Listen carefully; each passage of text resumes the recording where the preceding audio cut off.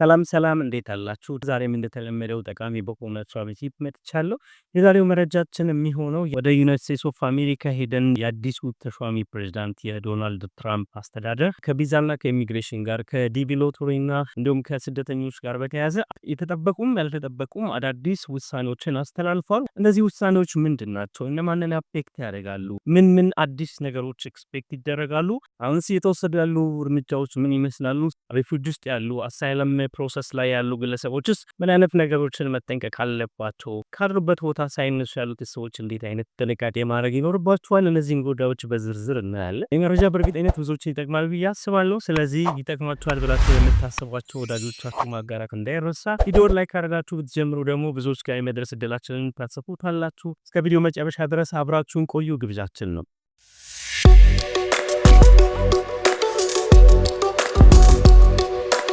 እንግዲህ ዶናልድ ትራምፕ ለሁለተኛ ጊዜ የዩናይትድ ስቴትስ ኦፍ አሜሪካ ፕሬዝዳንት ከሆኑ ኦልሞስት ወደ 2 ወራት ተቆጠሩ። በዚህ ጊዜ ውስጥ የተለያዩ አዳዲስ እርምጃዎችን እየወሰዱ አዳዲስ ውሳኔዎችን እያስተላለፉ ነው። የአሜሪካንን መብት የሚያስጠብቁ ከሚመስሉ ከስደተኞች ጋር በተያያዘ ከቪዛና ተያያዥ ጉዳዮች ጋር በተገናኘ እንዲሁ መጀመሪያ ወደ ስልጣን ከመምጣታቸው በፊት ፕሬዝዳንት ሆነው እንዲያሸንፉ እንዳደረጓቸው ከሚነገሩ አበይት ጉዳዮች መካከል አንደኛው ይሄ ጉዳይ ነው። በተለይ ከኢሚግራንት ጋር በተያያዘ ወስዷቸዋል ተብሎ ይጠበቁ የነበሩ እርምጃዎች ለመመረጣቸው ምክንያት እንደሆኑ ይነገራል። ስለዚህ ምን አይነት ነገር እርምጃዎች ተወሰዱ፣ ምን ውሳኔዎችን አስተላለፉ የሚለውን ነገር ለማንሳት አፌክት ይደረጋሉ ተብለው ከሚጠበቁ የቪዛ አይነቶች አንደኛው ነው። በዚህ ቪዛ ስር የተለያዩ ካታጎሪዎች አሉ። እዛ ዝርዝር ውስጥ አንገባም፣ ግን ባል ወይም ሚስት አሜሪካ ከሆኑ ሌላኛው የትዳር አጋራቸውን መውሰድ የሚችሉበት እድል አላቸው። ከዛ ውጪ ወላጆች አሜሪካ ከሆኑ እድሜያቸው 21 ዓመት ያልደረሱ ልጆቻቸው መውሰድ የሚችሉበት እድል አላቸው። 21 ዓመት በላይ የሆናቸው ልጆች አሜሪካ የሚኖሩ ከሆነ ወላጆቻቸውን ስፖንሰር አድርገው መውሰድ የሚችሉበት የቪዛ አይነት ነው። ከዚህ ባለፈ ደግሞ ኤክስቴንድድ ፋሚሊ አሊያም ደግሞ ዘመድ አዝማዶቻቸውንም ስፖንሰር አድርገው መውሰድ የሚችሉባቸው እድሎች ነበሯቸው። በአዲሱ የትራምፕ አስተዳደር ችግር ይገጥመዋል ተብሎ የሚታሰበው ኤክስቴንድድ ፋሚሊ ቪዛ የሚባለው ወይም ደግሞ ኢሚዲየት ቤተሰብ ከሚባሉት ውጭ የሆኑ ዘመዶቻቸው መውሰድ የሚችሉበትን ሊሚት ይበጅለታል የተባለው። ስለዚህ በዚህ ቪዛ ከዚህ በፊት የተለያዩ አክስት፣ አጎት፣ ያጎት ልጅ፣ አክስት ልጅ ስፖንሰር አድርጎ የመውሰድ እድሎች እንደ በፊት አይኖሩም። የመጀመሪያ ደረጃ ችግር ይገጥማል ተብሎ የታሰበው ደግሞ እርምጃ ከሚወሰድባቸው የቪዛ አይነቶች አንደኛው ኤክስቴንድድ ፋሚሊን ስፖንሰር አድርገው የሚወስዱበት እድል ከዚህ በኋላ በዚህ በትራምፕ አስተዳደር እንደማይኖር ነው የሚታሰበው። ሁለተኛው እንግዲህ ብዙ ሰዎች አሜሪካ ለመሄድ አንዱ ተስፋ የሚያደርጉት ነገር ዲቪ ሎተሪ ነው። በዲቪ ሎተሪ በየአመቱ ከዓለም ዙሪያ ከ50 ሺህ በላይ ሰዎች ወደዛ ሙቭ ያደርጋሉ። ዲቪ 26ም ሜይ ውስጥ እንደሚወጣ ይጠበቃል።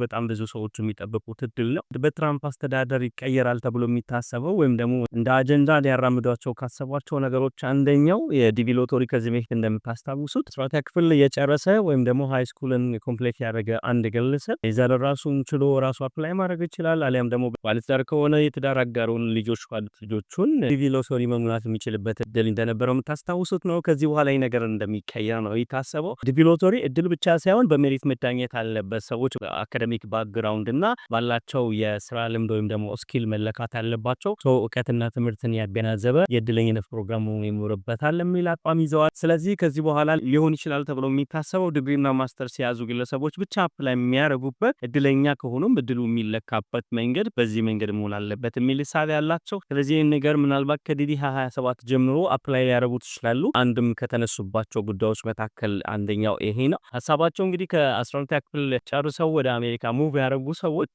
ሬዲሜድ አይደሉም። የኮሌጅ ወይም ደግሞ የዩኒቨርሲቲ ስልጣን የላቸውም፣ ደግሞ አካዳሚክ ባክግራውንዳቸው አነስተኛ ነው ብለው ነው የሚያስቡት። ስለዚህ እነዚህ አሜሪካ ውስጥ የተለያዩ ኢንዱስትሪ ላይ ለሀገሪቷ የተለየ አበርክቶ ለማበርከት አሜሪካ ኢንቨስት ልታደርጋባቸው ይገባል። የሆነ ነገር መሰልጠን፣ የሆነ ሙያ ማወቅ ይጠበቅባቸዋል። ስለዚህ ሬዲሜድ አይደሉም፣ ሄደው ስክት የሚሉ ሰዎች አይደሉም። ስለዚህ የሆነ ስልጠና የሆነ ጊዜ ኢንቨስት ያደርጋሉ። አሜሪካም እንደ ሀገር እነዚህ ግለሰቦች እነዚህ እድለኞች ላይ ማግኘት የሚጠበቅባትን ኤፈርት ማግኘት የሚገባትን እውቀት ወይም ደግሞ አበርክቶ አታገኝም።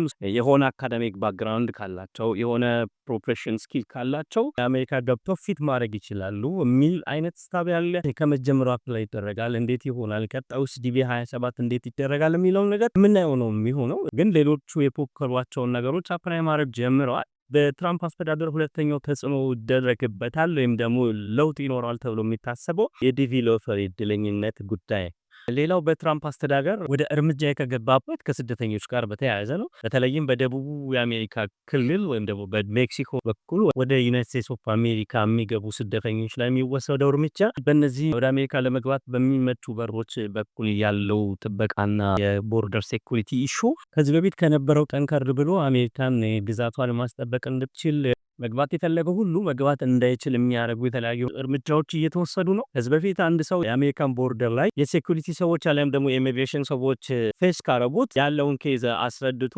ሊያግዙት ስፖንሰር ሊያደርጉት ወይም ደግሞ ሊረዱት የሚችሉት ቤተሰቦች አሊያም ወዳጆች ጋር ተጠቅቶ ጉዳዩን ፕሮሰስ ማድረግ የሚችልበት እድል ነበረው። እንደዚህ አይነት እድሎች ከዚህ በኋላ እንደማይቀጥሉ ነው የሚነገረው። ምናልባትም ከኢሚግሬሽን ቦርደር ላይ ተይዘው ኤዘር ወደ እስር ቤት አሊያም ደግሞ ወደ መጡበት የሚመለሱበት አግባብ ይኖራል ተብሎ ነው የሚታሰበው። ስለዚህ አንደኛው አስደንጋጭ ነገር በተለያዩ የአሜሪካ አዋሳኝ ሀገራት በኩል ወደ ዩናይትድ ስቴትስ ኦፍ አሜሪካ የሚገቡ በቁጥር ከተሰላ በየቀኑ በሺዎች የሚቆጠሩ ስደተኞች ወይም ደግሞ ጥገኝነት የሚጠይቁ ሰዎች ወደ አሜሪካ በቦርደር በኩል ይገባሉ። ስለዚህ ይሄ በቦርደር የመግባት ነገር ከዚህ በኋላ በዚህ መንገድ አይቀጥልም ነው የትራምፕ አስተዳደር እያለ ያለው።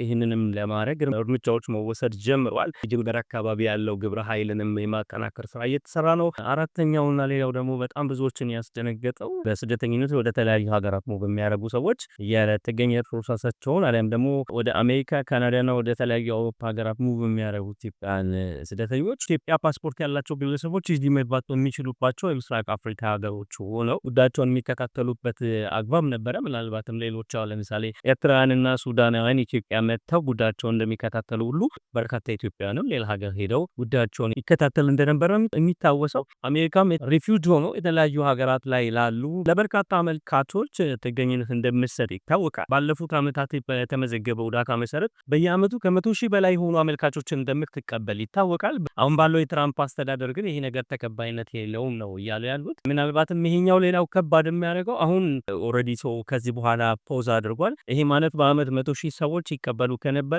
በየወሩ ከ1,000 እስከ 1,500 ግለሰቦችን ወይም አመልካቾችን እየተቀበሉ ነበር ማለት ነው። በትራምፕ አስተዳደር ላለፉት 2 ወራት ይሄ ነገር አቁመውታል። ከዛ ባለፈ ደግሞ ዶናልድ ትራምፕ የአሜሪካ ፕሬዝዳንት እስኪሆኑ ድረስ ባሉት ጊዜያት የአሜሪካን የትራቭል ዶክመንት ያገኙ ግለሰቦችም እስከዛ ጊዜ ድረስ ወደ አሜሪካ ካልገቡ አሁን ባለው ሁኔታ ወደ አሜሪካ እንዳይገቡ ታግደዋል። ስለዚህ በብዙዎች እየተተቸ አስከፊ እርምጃ ነው እየተባለ ያለው አንደኛው ይሄ ነገር ነው። ከስደተኛ አያያዝ ጋር በተያያዘም በተባበሩት መንግስታት ድርጅትም አሜሪካንን ነጥብ የሚያስጥል ጉዳይ ነው። ይሄ ነገር መጨረሻው ምን ይሆናል እንግዲህ ወደፊት የምናየው ነው። ለጊዜው ግን ይሄ ነገርን አስቁመውታል። ሌላ እንግዲህ ከስደተኛ ጋር በተያያዘ በተለያዩ ሀገራት የተለያዩ የስደተኛ መጠለያ ካምፕ ውስጥ ያለ አንድ ስደት ፕሮሰስ የጀመረው ወደ አሜሪካ ሙቭ ማድረግ የሚፈልግ ግለሰብ አሜሪካ ውስጥ የሚኖሩ አቅም አለን ብለው የሚያስቡ ዘመዶቹ ወይም ደግሞ ወዳጆቹ 5 ግለሰቦች አንድን ግለሰብ ወደ አሜሪካ ሙቭ እንዲያደርግ የማድረግ እድሎች ነበሩ። ይሄ እድልም በትራምፕ አስተዳደር ተቀባይነት እንደሌለው ነው የተገለጸው። በርካታ ሰዎችም እንደዚሁ በስፖንሰር 5 ግለሰቦች የተለያዩ ግለሰቦችን ስፖንሰር እያደረጉ ወደ አሜሪካ መውሰዳቸው የሚታወቅ ነው። ከዚህ በኋላ ግን ይህ ነገር በትራምፕ አስተዳደር ተቀባይነት እንደሌለው ነው የተነገረው። ወደፊት የሚቀየሩ ነገሮች ካሉ እናያለን። ሌላኛው እንግዲህ አሜሪካ ውስጥ የሚኖሩ ዶክመንት የሌላቸው ስደተኞች ጉዳይ ነው። እነዚህ ግለሰቦች አንድም በድንበር ገብተው ጉዳያቸው ፕሮሰስ ያልተደረገ ሌላ የዶክመንቴሽን ፕሮሰስ ያልጀመሩ ግለሰቦች ናቸው። ሌሎቹ ደግሞ በህጋዊ መንገድ ቢቱና ቢ1 በሚባለው የቤተሰብና የጉብኝት ቪዛ አሜሪካ ውስጥ ገብተው መውጣት በሚጠበቅባቸው ጊዜ ገደብ ውስጥ አሜሪካ ምድር ለቀው ያልወጡና ጊዜ ያለፈባቸው ግለሰቦችም አንዶክመንትድ ሆኖ ነው የሚቆጠሩት። ስለዚህ እነዚህ 20 ሚሊዮን በላይ የሆኑ ግለሰቦች በዚህ መንገድ አሜሪካ ውስጥ ይኖራሉ።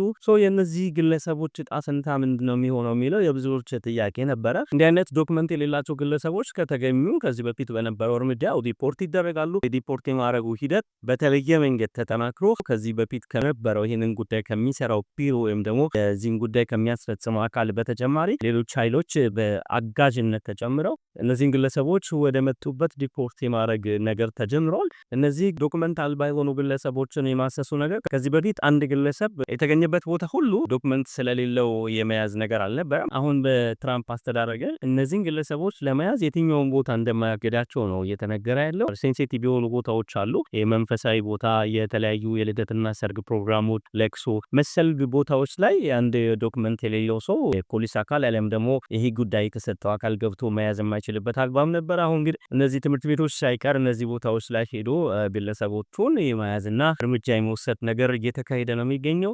ያው የተለያዩ ተቃውሞች እየገጠሙት ነው። ያም ሆኖ ግን የትራምፕ አስተዳደር እርምጃ መውሰድ ጀምሯል። በቅርቡም የተለያዩ እርምጃዎች እየተወሰዱ ነው። ስለዚህ ዶክመንት የሌላቸው ሰዎች ሊሆን ሲሆን በፈቃዳቸው እጃቸውን ይስጡ፣ ካልሆነ ግን በያሉበት ታድነው ወደ መጡበት እንዲመለሱ እናደርጋለን ብለው እየፎከሩ ነው። እንደ ፉከራቸውም ይህንን ነገር ማድረግም ጀምረዋል። ይህ ነገር እንግዲህ ትውልደ ኢትዮጵያውያንን ብቻ አይደለም የሚመለከተው፣ አሊያም ደግሞ ከኢትዮጵያ ወደዛ ሙጋ ያደረጉ ግለሰቦችን አይደለም፣ ለሁሉም ሀገር ዜጎች የሚሆን እርምጃ ነው እየወሰዱ ያሉት። ስለዚህ የትራምፕ አስተዳደር ከምርጫ በፊት ቃል የገባውን ነገር በተግባር ለማሳየት ከፍተኛ ጥረት እያደረገ ነው።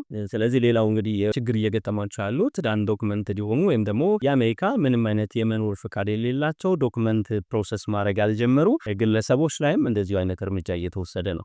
ሌላኛው እንግዲህ በትራምፕ አስተዳደር ሊቀየራል ተብሎ የታሰበው በዝራይት ሲቲዝንሺፕ የሚባለውም ጉዳይ በጥንቃቄ እየታየ ወይም እየተሰራበት ያለው ጉዳይ ነው። ይሄ ምንድነው? አንዲት ነፍሰ ጡር የሆነች እናት ወደ አሜሪካ በጉብኝት ጊዜ ሄዳ አሜሪካ መውለድ አሊያም ደግሞ አሜሪካ እየኖረች ያለች ግን ዶክመንት የሌላት እናት አሜሪካ ውስጥ ልጅ ብትወልድ ልጁ ባይ ዲፎልት አሜሪካ በመወለዱ ምክንያት አሜሪካ በመሆን እድል ነበረው ከዚህ በፊት በነበረው አሰራር። አሁን ግን ከዚህ በኋላ የልጁ አባት አሜሪካዊ ካልሆነና አሜሪካ እየኖረ ካልሆነ ግሪን ካርድ ከሌለው እናትየውም ምንም አይነት አሜሪካ የሚያኖር ህጋዊ ግራውንድ ከሌላ ልጁ አሜሪካ የመሆን እድል የለውም ነው እየተባለ ያለው። ከዚህ በፊት ዩናይትድ ስቴትስ ኦፍ አሜሪካ ለወላጆቹ ምንም ይሁኑ ምንም አይነት ዶክመንት ይኖራቸው አይኖራቸው ለህፃናቱ ዜግነት እንደምትሰጥ ነበር የሚታወቀው። አሁን ግን ይሄ ህግ ተቀይሯል። ከዚህ ጋር በተያያዘም የተለያዩ ክርክር ሂደቶች እያጋጠሟቸው ነው። የትራምፕ አስተዳደር ህጋዊ እርምጃ መውሰድ ጀምሯል። ይህ ነገር ከዚህ በኋላስ እንዴት ነው የሚቀጥለው የሚለው አብረን የምናየው ነው የሚሆነው። አሁን ግን ኦልሬዲ እርምጃ መወሰድ ተጀምሯል። ኢሚግሬሽን ከዜግነት ከቪዛ እና የተለያዩ ክልከላዎች ጋር ተያይዞ የትራምፕ አስተዳደር የተለያዩ አስደንጋጭ ውሳኔዎችን እየወሰደ ነው። ከዚህ በኋላ ይሄ ነገር በትጋት ጠበቅ አድርገው ይሰሩበታል ተብሎ ነው የሚታሰበው። በመጨረሻ ይህን ጉዳይ ከማጠናቀቃችን በፊት ከዚህ ከአሜሪካ የትራምፕ አስተዳደር የተለያዩ ህጋዊ እርምጃዎች ምን አይነት ነገሮች ምን ያደርሳሉ የሚል እንዲህ አይነት ጥያቄዎች ካሏችሁ በተለያዩ ጉዳዮች ላይ ትራምፕ አስተዳደር ከአሜሪካ ዜግነት ከቪዛ ከኢሚግሬሽን ጋር በተያያዘ የተለያዩ እርምጃዎች እየወሰደ ነው። ይህንን ነገር በጥልቀት ማወቅ የምትፈልጉ ከሆነ መረዳት የምትፈልጉ ከሆነ ከዚህ በፊት አሜሪካን የሚዘጋጀው የሄለን ሾው ፕሮግራም ላይ አንድ የኢትዮጵያዊ ጠበቃ አናግራ ዝርዝር መረጃዎችን ያደረሰበት የዚህ ቪዲዮ ሊንክ ዲስክሪፕሽን ላይ ያይዝላችኋለሁ። እዛ ላይ በርካታ ጠቃሚ መረጃዎችን ካገኛላችሁ በተለያየ ሁኔታ ውስጥ አሳይለም ሴከር ሆናችሁ አሊያም ደግሞ ኢሚግራንት ሆናችሁ አሜሪካ ውስጥ የምትኖሩ አሊያም ደግሞ በተለያዩ ሀገራት ላይ ሪፊጂ ካምፕ ውስጥ ያላችሁ ወይም ደግሞ ቦርደር አካባቢ እነ ሜክሲኮና የአሜሪካ አቅራቢያ ሀገራት ውስጥ ያላችሁ ግለሰቦች ከሚሆነው ነገር ሳትሸበሩ ጠቃሚ ይሆናል ብላችሁ የምታስቧቸውን ኦፊሻል መረጃዎችን ብቻ በተለያዩ የዩናይትድ ስቴትስ አሜሪካ ኦፊሻል ሳይቶች ላይ ብትከታተሉ አሪፍ ነው። ከዛ ባለፈ ደግሞ የተለያዩ ኢትዮጵያን ጠበቆች አሜሪካ የሚሰሩ አሉ። እነሱም የራሳቸው ፔጅ ይኖራቸዋል። እንደዚህ አይነት ጠቃሚ መረጃዎች የሚያስተላልፉ ኢትዮጵያን የሚሰባቸው ቁም ነገር የያዙ ከሚግራንትና ከቪዛ ጋር የተገናኙ ጉዳዮች የሚያስተላልፉባቸው ቻናሎች አሉ። ከነዚህ የዩቲዩብ ቻናሎች መካከል ኪዲ ከካናዳ የምታዘጋጀው የተለያዩ እንደዚህ አይነት ጠቃሚ መረጃዎች የሚተላለፉበት ቻናል አለ። የሱንም ቻናል ሊንክ ዲስክሪፕሽን ቦክስ ላይ አስቀምጥላችኋለሁ። ከኢሚግሬሽንና ዜግነት ጉዳይ ጋር በተያያዘ አሜሪካ ያሉ ካናዳ ያሉ ህግ ባለሙያዎችን ኢንተርቪው እያደረጉ የሚያቀርቡ ግለሰቦች አሉ። እንዲህ አይነት ቻናሎችን መከታተል የተሻለ ጠቃሚ መረጃ እንድታገኙ ይረዳችኋል ብዬ አስባለሁ። የዛሬው ፕሮግራማችን ይህን ነበር የሚመስለው። ይሄ ቪዲዮ ይጠቅማችኋል ብዬ አስባለሁ። ለእናንተም ይጠቅማችኋል ብላችሁ ለምታስቧቸው ወዳጆቻችሁ ማጋራት እንዳይረሳ። ወደፊትም እንዲህ አይነት ጠቃሚ መረጃዎችን ወደ እናንተ እናደርሳለን። ስለዚህ እንዲህ አይነት ጠቃሚ መረጃዎች ወደ እናንተ እንዲደርሱ የዚህ ቻናል ቤተሰቡንና ተቀላቀሉ። ይህን ቪዲዮ ከወደዳችሁት ላይክ እና ሼር ማድረግ እንዳይረሳ። አሁን ደግሞ የተለያዩ ሀገራትን በምን አማስ በሚያት ጀምረናል። ይሄ ፕሮግራማችን ብዙዎች እንደወደዱት እየነገሩን ነው። ወደፊትም የሚገራርም ታሪክ ያላቸው ሀገራትን የተለያዩ የስራ እድል የትምህርት እድል ይዘው የመጡ ሀገራትን የሚገራርሙ ታሪክና ባህል ያላቸውን ሀገሮች እናስጎበኛችኋለን። እናንተም እንድንሰራላችሁ የምትፈልጓቸው ሀገራትን በኮሜንት አስቀምጡልን፣ ወይም ደግሞ ቪዲዮ እንድንሰራላችሁ የምትፈልጓቸውን ጉዳዮች ኮሜንት ሴክሽን ላይ እንድታስቀምጡልን እንጠይቃችኋለን። አብራችሁም ስለነበራችሁ ቪዲዮቻችን ስለምትከታተሉ ሁሌም ስለምትደግፉን ስለምታበረቱን ከልብ አመሰግናለሁ። ወደፊትም የተለያዩ መረጃዎችን ማድረሳችን ይቀጥላለን። አብራችሁን እንደምትሆኑም ተስፋ እናደርጋለን። እስካሁን አብራችሁ ስለቆያችሁ ከልብ እናመሰግናለን። መልካም ጊዜ